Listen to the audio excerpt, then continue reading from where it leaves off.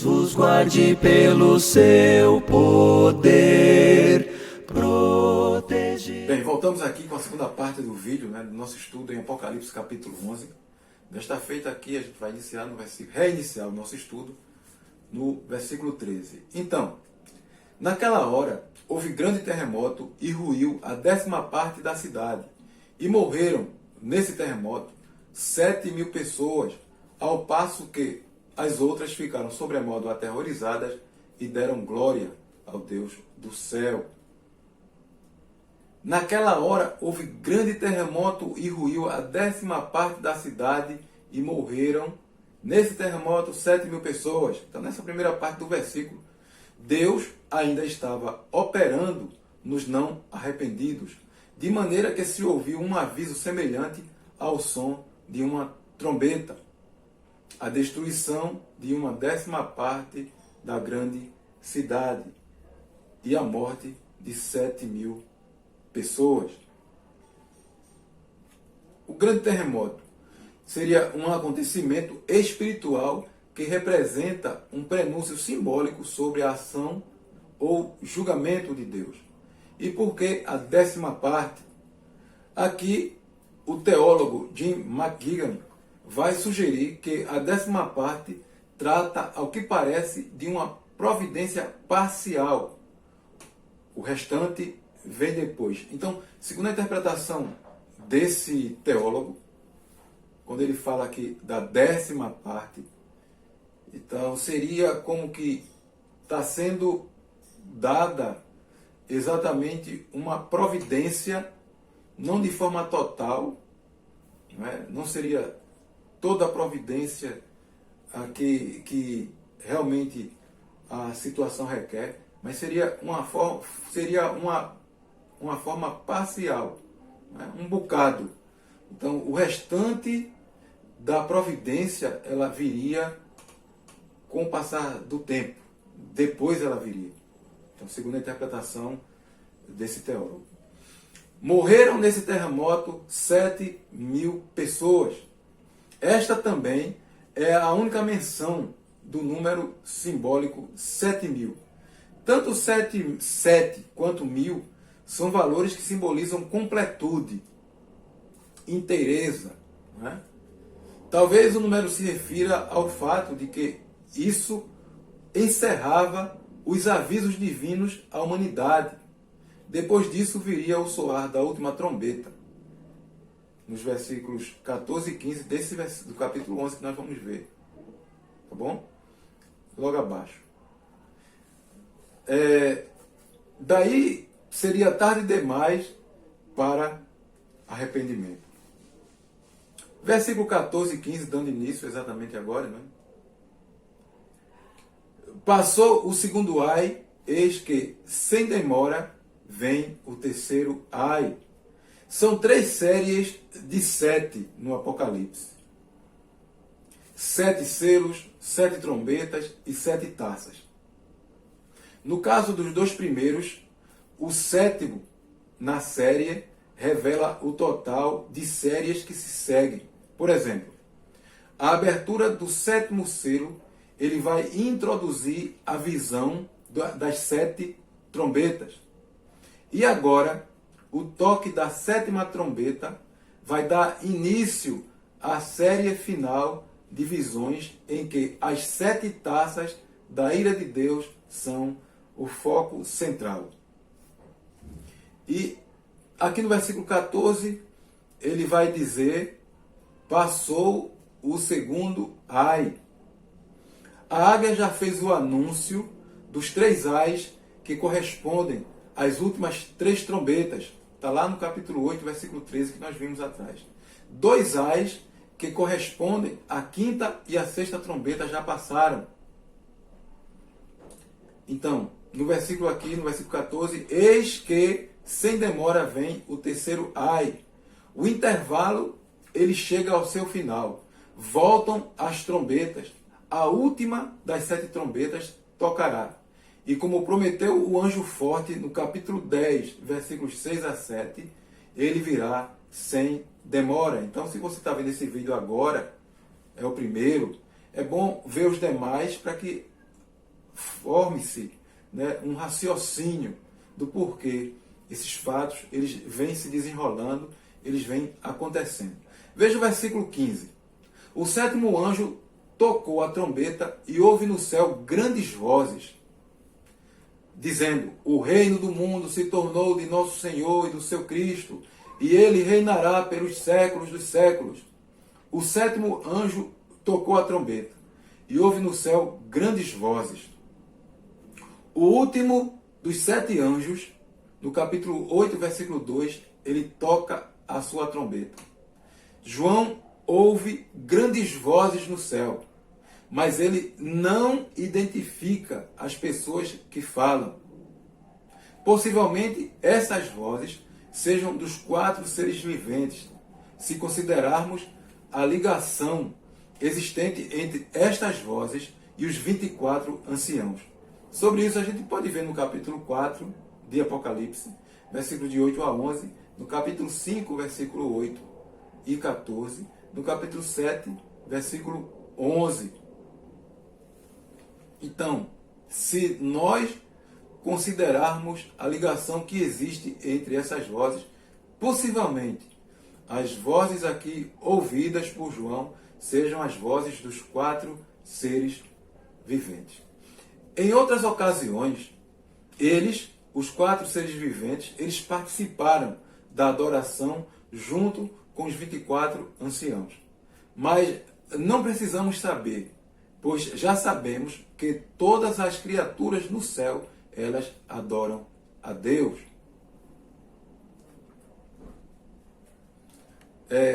Ainda sobre o versículo 11, aliás 15, ele vai dizer: o reino do mundo se tornou de nosso Senhor e do seu Cristo. Mesmo perseguindo, machucando ou matando, os inimigos eles podem conseguir apenas falsas vitórias, mas a verdadeira vitória pertence aos servos do Senhor. E ele reinará pelos séculos dos séculos. Ele já é o Senhor dos senhores, o Rei dos reis, mas achou importante mostrar para nós, depois de todos os desafios à sua autoridade, a sua posição exaltada como Rei vitorioso. No versículo 16: e os 24 anciãos que se encontram sentados no seu trono, diante de Deus, prostraram-se sobre o seu rosto e adoraram a Deus. Os 24 anciãos, como nas outras cenas de louvor no céu, os 24 anciãos vão representar exatamente o povo de Deus que participam, melhor dizendo, da adoração. Na última parte do versículo 16, prostraram-se sobre o seu rosto e adoraram a Deus. Mais uma vez, os anciãos, eles se humilham diante de Deus para lhe dar o merecido louvor. No versículo 17, dizendo: graças te damos, Senhor Deus Todo-Poderoso, que és e que eras, porque assumiste o teu grande poder e passaste a reinar. Então, ele diz aqui, nesse verso 17, graças te damos. O louvor oferecido a Deus, ele é baseado na gratidão dos anciãos. Então, nós já vimos isso no capítulo 4, versículo 9, e também no capítulo 7, versículo 12. O motivo específico da gratidão destes anciãos está está na ocasião. Né? E já já ele vai ser explicado.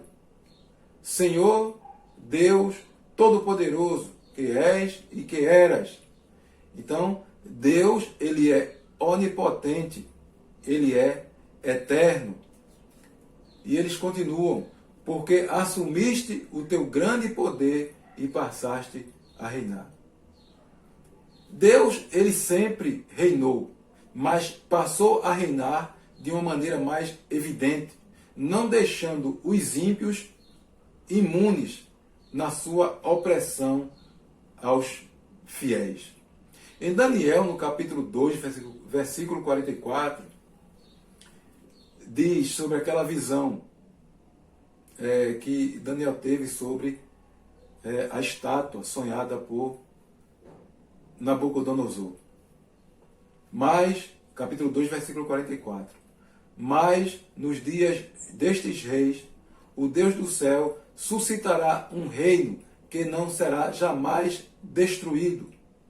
Este reino não passará a outro povo, esmiuçará e consumirá todos estes reinos, mas ele mesmo subsistirá para sempre. No capítulo 7, versículo 13 e 14. Eu estava, de Daniel, melhor dizendo, Daniel capítulo 7, versículos 13 e 14. Eu estava olhando nas minhas visões da noite, e eis que vinham com as nuvens do céu, um como o filho do homem, e dirigiu-se ao ancião de Deus, e o fizeram chegar até ele. Foi-lhe dado domínio e glória e o reino, para que os povos, nações e homens de todas as línguas o servissem. O seu domínio é domínio eterno, que não passará, e o seu reino jamais será destruído. Então Daniel, ele mostra, que num determinado momento da história, e segundo Daniel no capítulo 2, 44, seria esse o momento. Para quem lembra da visão de Nabucodonosor, então ele viu uma estátua no seu sonho, e ele queria uma definição desse sonho. E Daniel vai apresentar a ele, vai explicar, detalhar o sonho. Então, a estátua ela é dividida, a cabeça de ouro, o peitoral de prata, e também na sequência vem o bronze e vem ferro com barro, e cada uma dessas figuras aqui, ele demonstra exatamente que cabe a um reino. Então, historicamente seria a Babilônia, que na época era a nação top, vamos dizer assim. Eles lideravam o mundo habitado na época. Seria a cabeça de ouro. Depois viria Alexandre o Grande com os gregos. Em seguida, melhor dizendo, a Pérsia e depois Roma. E exatamente nos dias do Império Romano que é estabelecido o reino de Deus na terra. Então, Deus agora é mostrado de uma forma mais evidente, o seu poder é mostrado de uma forma mais clara e evidente. E conforme o contexto que nós estamos vendo aqui, quando os anciãos dizem, porque assumiste o teu grande poder e passaste a reinar. Ou seja, ele sempre reinou, mas ele passa a reinar de uma forma mais evidente, não deixando que os seus inimigos, os inimigos da igreja e, consequentemente, inimigos do Senhor, eles fiquem impondo a sua vontade de qualquer jeito sobre os fiéis, na perseguição, na opressão aos fiéis. No versículo 18. Na verdade, as nações se enfureceram. Chegou, porém, a tua ira e o tempo determinado para serem julgados os mortos, para se dar o galardão aos teus servos, os profetas, aos santos e aos que temem o teu nome, tanto aos pequenos como aos grandes, e para destruíres os que destroem a terra. Então, aqui é o versículo 18. Na verdade, as nações se enfureceram. Então, nessa primeira parte do versículo 18, temos aqui uma explicação mais ampla, no sentido em que Deus assumira o poder e o reino. De fato, as nações se levantaram contra o reino de Deus. Vários textos já profetizaram tais tentativas de vencer, que as nações buscam vencer o reino de Deus. A linguagem empregada aqui vem de uma profecia feita por Davi, 1000 anos antes do nascimento de Jesus. Está no Salmo 2, versículos 1 e 2, que diz o seguinte: Porque se enfurecem os gentios e os povos imaginam coisas vãs. Os reis da terra se levantam e os príncipes conspiram contra o Senhor e contra o seu ungido. Então, baseado nessa profecia de Davi, 1000 anos antes de Cristo, já mostraria que haveria, numa determinada época na história, que as nações se enfureceriam contra o Senhor e contra aqueles que assim trazem em suas vidas a marca por terem se convertido ao Senhor da glória. Então, nesse contexto aqui que nós estamos vendo, então, seria uma explicação mais categórica do sentido em que Deus assume o poder e o reino. Dá a entender que quando isso se torna mais evidente, Deus tomando para si todo o poder e o reino, desperta furor entre as nações contra o plano de Deus, contra a expansão da igreja, na divulgação do evangelho, como isso tem acontecido sempre no decorrer da história. Entrando agora na segunda parte do versículo 18, que diz o seguinte: chegou, porém, a tua ira e o tempo determinado para serem julgados os mortos. A ira de Deus chegou. Este fato vai nos ajudar na interpretação do resto do livro, não desse capítulo, entendam, no restante do livro. Como o anjo prometeu, a 7ª trombeta cumpre o mistério de Deus. No capítulo 10, versículo 7. Nós vimos isso no vídeo passado.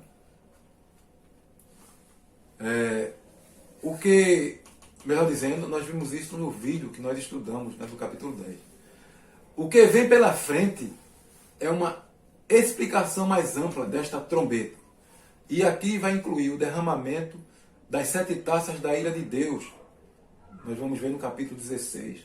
Mas esta trombeta resume o mistério como já cumprido. A ira já chegou. O resto do livro que nós vamos ver daqui para frente, o aparecimento dos grandes inimigos, as taças da ira, Armagedon, a queda da Babilônia e dos outros inimigos de Deus, a vitória e a exaltação dos santos, está tudo resumido e comprimido nesta trombeta. Ou seja, a ira de Deus chegou. Chegou o momento da decisão. Para se dar, então, a terceira parte, no versículo 18, para se dar o galardão aos teus servos, o julgamento dos opressores trará um benefício que será óbvio para os fiéis. Os servos recebem a recompensa pela sua fidelidade.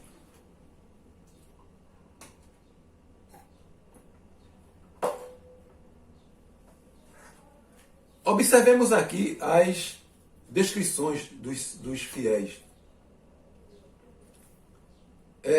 Teus servos. Toda criatura tem como função principal a de servir ao Criador. Ele está falando aqui, nessa parte aqui do versículo que nós estamos vendo, versículo 18, ele vai chegar numa parte em que ele vai exatamente falar dos servos. Ele vai falar para se dar galardão aos teus servos. Então, vamos ver esse termo, teus servos. Então, toda criatura, ela tem como função principal a de servir ao Criador. Toda criatura. Tá bom?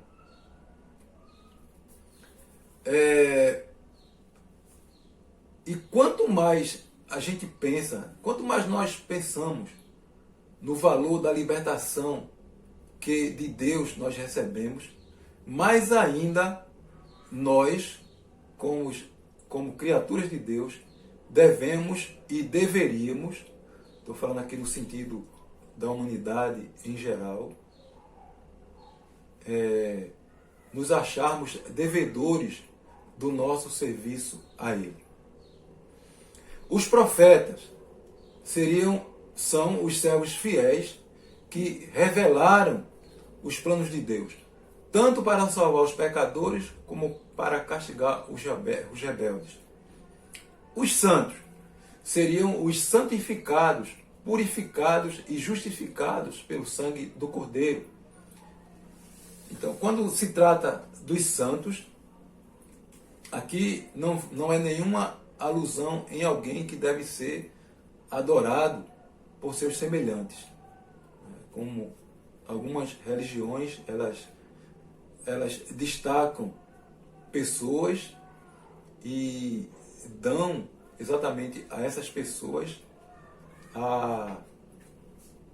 ou seja, passa a entender para os demais que essas pessoas elas podem ser veneradas como santos. Mas a Bíblia ela não trata dessa forma. A palavra santo na Bíblia significa separado. Então, quando a igreja ela é constituída de santos, significa dizer que são pessoas separadas do mundo para servir a Deus. Então, os santos seriam os santificados, purificados e justificados pelo sangue de Cristo. Ele vai tratar também os que temem o teu nome. Todo servo fiel, ele respeita profundamente o Senhor e age no nome dele. Tanto os pequenos como os grandes, está lá no versículo 18. A promessa da recompensa é para todos os fiéis, dos maiores aos menores.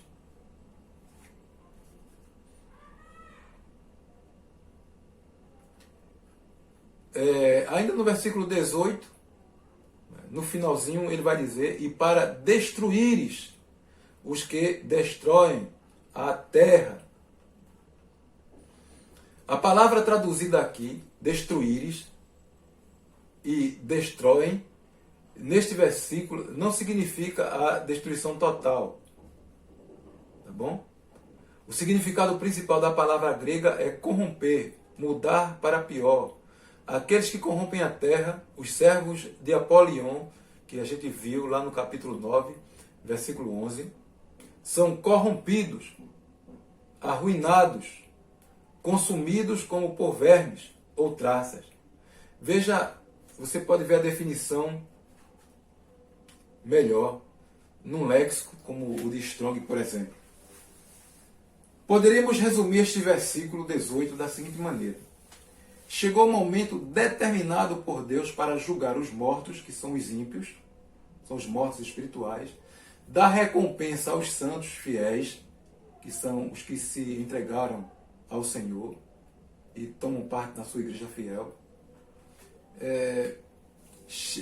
E também para arruinar aqueles que corrompem a terra, ou seja, a vingança contra os perseguidores dos fiéis e a vitória final. Este era o motivo da alegria e a adoração no céu. Lembra? Que a gente viu um pouco acima, que nós, nesse contexto, entenderíamos o porquê da adoração que estava sendo prestada a Deus. Versículo 19. Abriu-se então o santuário de Deus que se acha no céu, e foi vista a arca da aliança no seu santuário, e sobrevieram relâmpagos, vozes, trovões, terremoto e grande saraivada.